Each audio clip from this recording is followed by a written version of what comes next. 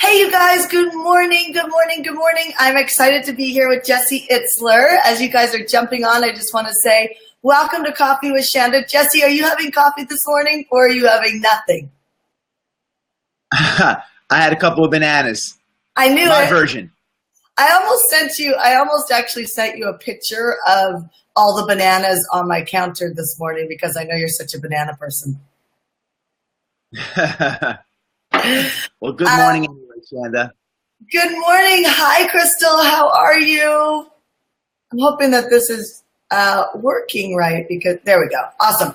Okay. Good morning. Good morning. Good morning. You guys, this is Coffee with Shanda. As you know, 6 a.m. Monday through Friday. This morning, I have someone who's become a great friend of mine and someone who I dearly respect.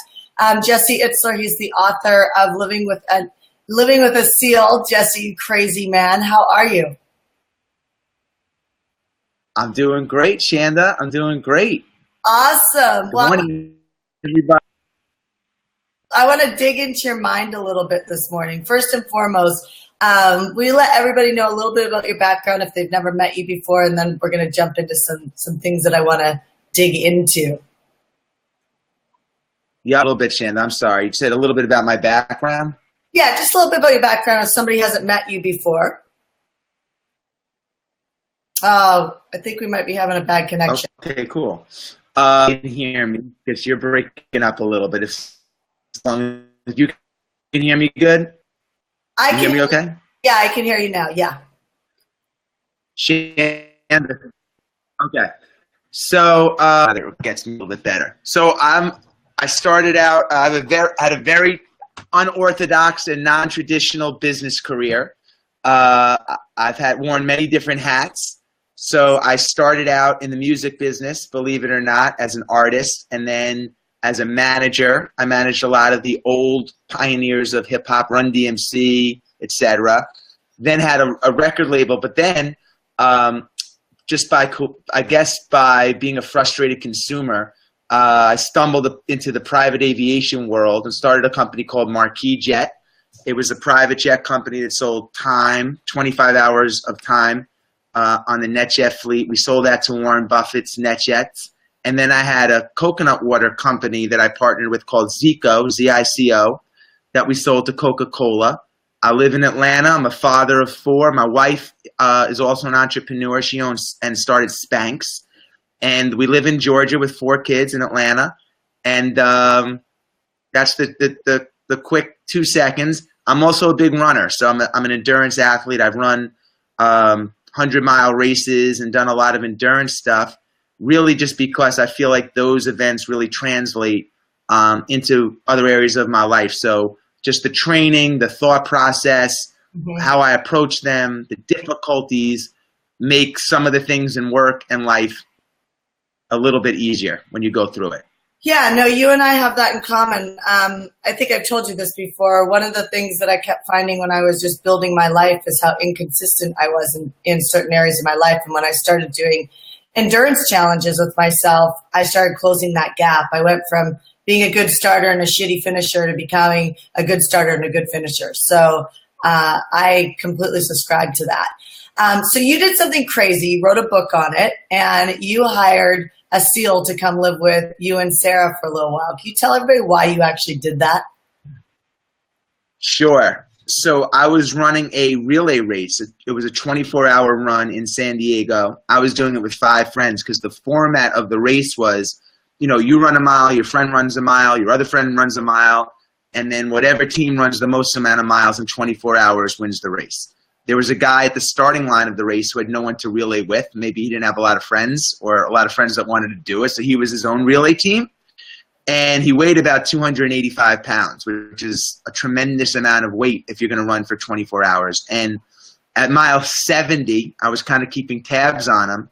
At mile 70, he had come back to his chair, which was right next to mine, and he had literally crushed, because of his weight, all the bones in both of his feet. And I watched this guy. My first reaction was like, let's get this guy a medic and get him out of here and get his feet checked. And I watched him duct tape his feet, basically, get out of the chair and run another 30 miles to get to his goal of 100 miles. And I said to myself, like, like whatever drive this guy has, whoever he is, to make him want to finish that badly. If I could have some of that drive and apply it to like work, my relationship with my wife, my parenting, everything, all the areas of my life would be better, you know? So I Googled him, I learned he was a Navy SEAL, and I just cold called him to meet him. And then I flew out to meet with him. I realized I would never get that secret sauce, that like, what's that motivator? What makes someone like that tick at lunch? So I literally out of nowhere just asked him if he would come live with me. And he said, if you're crazy enough to ask a guy like me, I'm crazy enough to come. And a couple of days later, he's at our breakfast table. That's amazing. So that started our journey. And, you know, there were so many amazing takeaways from it that I decided to write. I started out writing a little blog, and I thought people would be interested in our workouts because they were like so out there. And then I realized that it was like how I was thinking, the mindset, how I was approaching things differently that people were really interested in. So I turned it into a book. That's amazing. So if I remember this correctly, didn't Seal also agree to do this with you based on the fact that you said you'd do everything he said he coached you into doing? Yeah. So when he came into my life, I was in a good spot in my life. I still am in a good spot in my life, but I was married with one child and I now have 4. And I'd sold, you know, a couple of businesses. So I thought I was operating at a high level, but probably like everybody listening here, I was in a routine, you know, and my routine was get up, work out, get up early, not as early as Shanda, but get up and work out, you know, go to work a full day, and then come home, have dinner with my family, spend some time with my wife, watch a little TV, repeat. And it was working. You know, I had some success and failures, but I had some success. And, but I was in like a rut. Like I was doing the same thing. I'm sure people can relate to that every day. And the calendar was just flipping. And all of a sudden I'm like, I can't believe I'm 45. I can't believe I'm 46. Like, where's the time going? And I wanted to get out of the routine, and I really couldn't, even though I was pretty strong-willed. I just didn't have like an accountability partner, you know? So he said, look, you know, I said, come in and just shake up my routine. I want to get out of my routine. I want to it's like a writer with writer's block. I had it like unblock all the energy. So he agreed to do it, but I had to do everything he said. So there was no, you know, financial agreement. It was like, you have to do everything I say or I'm going back. And I was like, I can do that, you know, until he showed up. Yeah, because he had to do some crazy things and get up at crazy different times. I remember reading your book, and then I found your audiobook afterwards. But like reading your book, that's actually how I found out that you were Sarah Blakely's husband, because I was reading the book because of the endurance aspect of it, and it is freaking hilarious. Like, I don't think I'm funny. And so I really appreciate when I'm reading something. I was laughing out loud while I was reading it. So it's such a great book. And you are funny, but the way you think about things and digest things, you're freaking hilarious. So I'm reading it. And then you're like, I find out, I'm like, you say, yeah, my wife is, you know, pretty successful. You know, I'm really proud of her that she runs this company called Spanx. I'm like, Spanx? I love, like, she's like one of the only women who are out there just rocking it right up there at the top, right? And I was like, that's really cool. So then I started like following you, and it's such a weird thing because I remember we connected through Instagram, which I don't have a huge following on Instagram, but we connected on Instagram and through knowing a mutual friend, Joe DeSena. And I think this is a power of thinking big and being open to things, because it's so ironic that I had read your book. I shared your book with all of my clients. And I've talked about it many times because I have a big mouth when something's working. And, you know, we got to meet, we were in San Diego, and I remember sitting there watching you speak, and I was like, oh my God, like the same reason why you hired Seal, I want to hire you. Like, I was like, that's like the way you think is brilliant as a business owner, and you get the whole endurance side of things. And I remember asking you, and you're like, I don't even know how to begin to charge you for something like that. But I'm up to like having this conversation. And so I love how open you are. And I think that you're also all about a lot of fun. And I think like let's dive into a little bit and let people see like on a day-to-day basis when you're walking through the world and you're seeing different opportunities, and like, why do you make the choices you make, and what are you up to in your life right now? Well, first of all, I'll answer that, but I had a real game-changing moment in my life. So I started out as running 2 miles. I decided I wanted to try to just start running right after college, and probably everybody listening can run 2 miles right now if they had to. And that was my goal. Like, if I could run 2 miles, I would consider myself a runner, 18 minutes, 9-minute pace, 2 miles. And I eventually got there, over a week or two. And that was a big deal for me. I was 21 or 22. And I thought that was kind of like my max. I ran, 2 miles.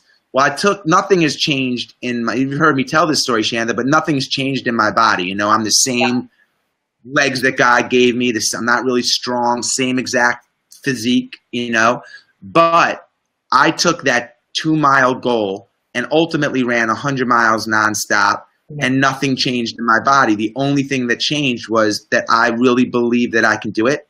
I approached it differently. I worked at it smartly. I visualized it. I mean, there were a lot of strategies behind that, but that changed my the way I approach things, because I was like, wait a second, if I was under indexing by 98 miles, literally 50 times what I thought I could do, then what other areas of my life am I under indexing in? If I say, oh, I want to make $1 million, why am I putting that limit on myself? So it changed the way that I looked at everything that I did. Every workout, every business, every relationship, parenting, everything was became almost limitless, at least in my head, Mm-hmm. And so that was a big, real breakthrough for me. And it was reinforced when Seal came into my house, because he wanted to see how many pull-ups I could do. And, it's in my book, and I do a couple, and then he says, wait 30 seconds and do it again. I do 5, and then I wait 30 seconds, do it again, and I do 2. And then I'm done. And my arms cannot leave until you do 100 more possible. And then ultimately, over time, that workout. And it was the same thing. I'm leaving that much on the table in my workouts, So I just realized that I'm capable of a lot more. And most recently, I was talking to my wife about a business, and I'm like, if I could grow this to just be a $10, $15 million business, that would be a really good, fun place to be. And she got mad at me. She's like, why would you limit yourself to $15 million? That's how you're thinking. And I was like, you're right. So my daily approach to things is very similar to that. It's even little tasks that I do, I try to push myself. If I'm not going to do it 100% effort, why would I waste my time? If I'm going to go for a run, or I'm going to write an email, or I'm going to write a chapter of a book, or I'm going to give a lecture, or whatever, if I'm not fully prepared or fully into it, then that is just a waste, or if I can't get more out of it. So that's sort of how I do it, how I approach it. Now, my day is structured around everybody in this call or listening, this coffee break, or whatever we want to talk about, in common, along with the other 7 billion people in this world, is we all have 24 hours in a day.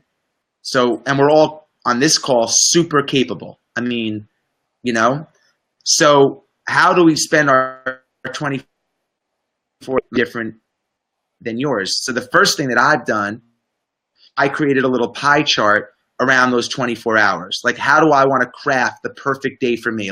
What are the non-negotiables? What's important to me? What do I want to make sure that I have? And on the side of I must do this in a day are 3 hours for me. And if I'm off track here, Shanda, let me know, because I don't even. It's great. I think it's super powerful. I guarantee people right now are saying, how the hell does he have 3 hours a day for him? Well, let me tell you, because I have 4 kids and a crazy ass schedule. So the reality is 24 hours is a crazy amount of time, but we all have fluff, and we dilly dally, and we, do all that. So here's how I do it. I take 3 hours a day for me, and that's cumulative. So that could be, okay, I'm going to go for an hour run. I'm going to watch TV. I'm going to sit in a sauna. I'm going to read the newspapers, whatever. But when I'm in those 3 hours, I don't feel guilty that I'm not at work or not with my kids. Like, that's my time. You know, a lot of times, like, you're like, oh, I don't want to do this. My wife, kids want, like, I should be at work. And you beat yourself up through it. The average, I sleep 7 hours a day. So 7 for sleep, 3 for me, that's 10 hours. The average American works 40 hours a week, 8 hours a day. That still leaves 6 hours, even though you took 3 for yourself for the rest of the day. Now, of course, you have travel, food, family. I get all that. My point is, I start my day by making sure I take some time for myself so I don't resent my wife or my boss or my mother or whoever for taking away time, because then I'm going to have a lousy day and it's going to be reflected in work, sales, and everything. So part of my day is investing in me.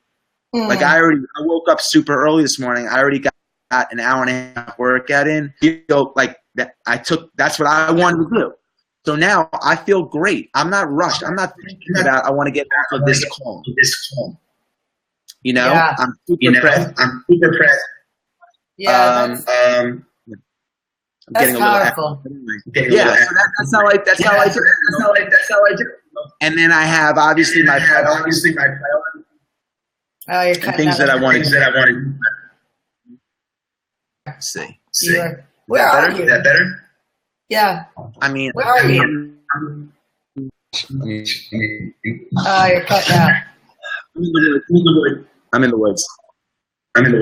You're in I can tell you're in the woods. I'm like, where are you? You're always somewhere interesting. If I move one in, I get good reception.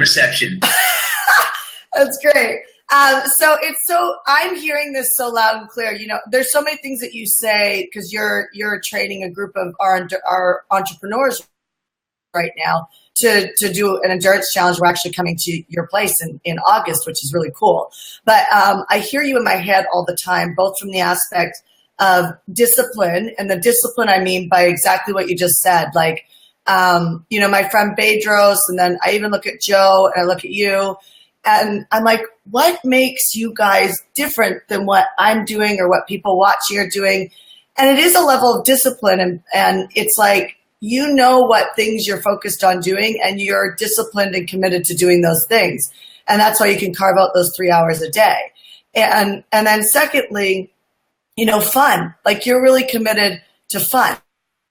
Like, you're always so happy and generous and like that. Like, I would label you as a really generous person. Whenever we talk and if it's something exciting we're doing, it's like, all right, let's go do it and let's make a big difference. Like, you know, you're always coming from this place of like, let me help more people, right? And I love that about you. Did you freeze? Are you there?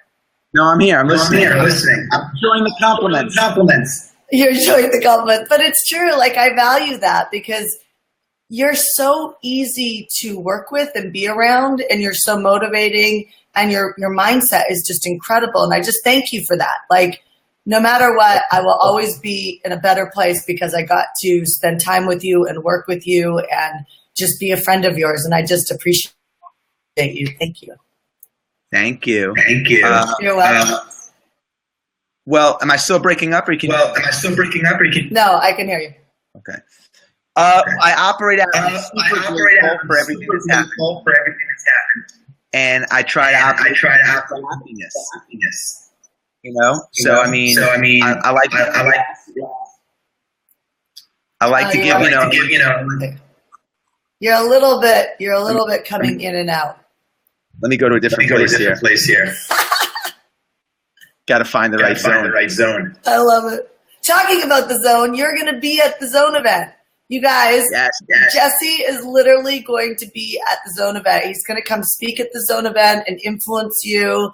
And if you're coming, which I think most of you guys or some of you guys are coming to the Zone event, FYI, if you haven't gotten your ticket yet, I'm just going to put this up.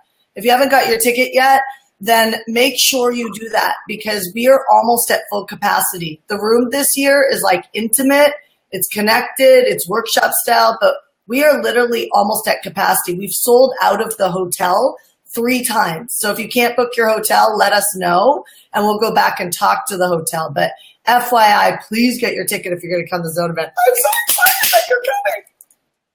I can't wait. I can't wait to be there.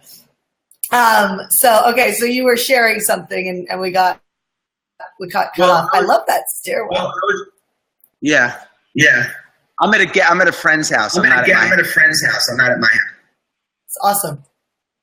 So I was saying that I try to make sure that I eat last and everyone's taken care of. And operate from a place of being really appreciative that I'm healthy and that I'm healthy. Yeah.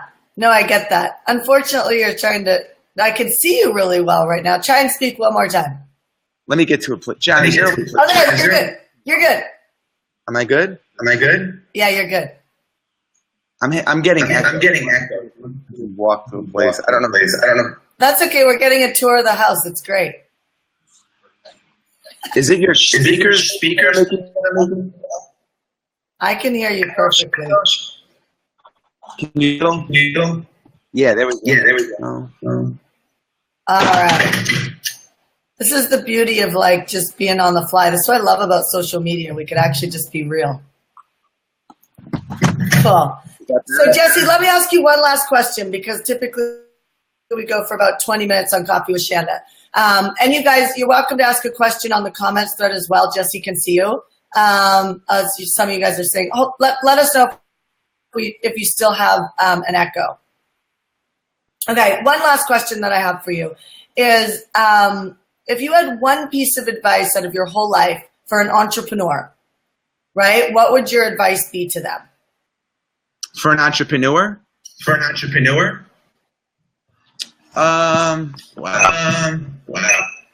One thing is really hard. I would say first, I would give a couple of answers. I know I'm getting an echo. We're probably getting an echo. I'm not, but let me see. Let me mute me and see if that stops. Let's see. Go ahead. Yeah, that's better for me. Much better. Now I have it back. I would say that things as an entrepreneur, a lot of people think it's going to happen. I would say the most important thing is to understand that being an entrepreneur is a process. And you're going to go through ups and downs, and a lot of people say they have passion for what they're doing. And Shanda, you've heard me say this as well, but I'm doing this. I have this widget I invented and I'm super passionate about it. And you should be, but you have to have passion for the process. You have to have passion that when things go down, which they will, that you understand that this is what I signed up for and it's part of the process. So having passion is important, but you have to have passion for the right thing. And that's being an entrepreneur and dealing with everything that comes with it. And I think that's really important because people get lost in, but I love my product. You should. But you also have to love the fact that you're in bumper-to-bumper traffic and late for a meeting or something didn't come or there's issues that happen. I think that's really important. That's powerful. Thank you. Okay, so I'm going to stop about there. More the zone. We'll get into it deeper in this zone event. Right. Yes, that's absolutely right. Okay, mister, I'm going to close there because we are getting a bit of an echo, but it sounded like it's great if I mute me. So I'm going to stop there. And just say to everybody, I look forward to seeing you on Coffee with Shanda tomorrow morning. And Jesse, thank you for being here and being such a giver. I just adore you. I'm writing a note so there's no echo. You writing a note in the comments thread? I love that. All right, you guys, have a powerful rest of the day, and we will see you soon. See you guys. Thank you.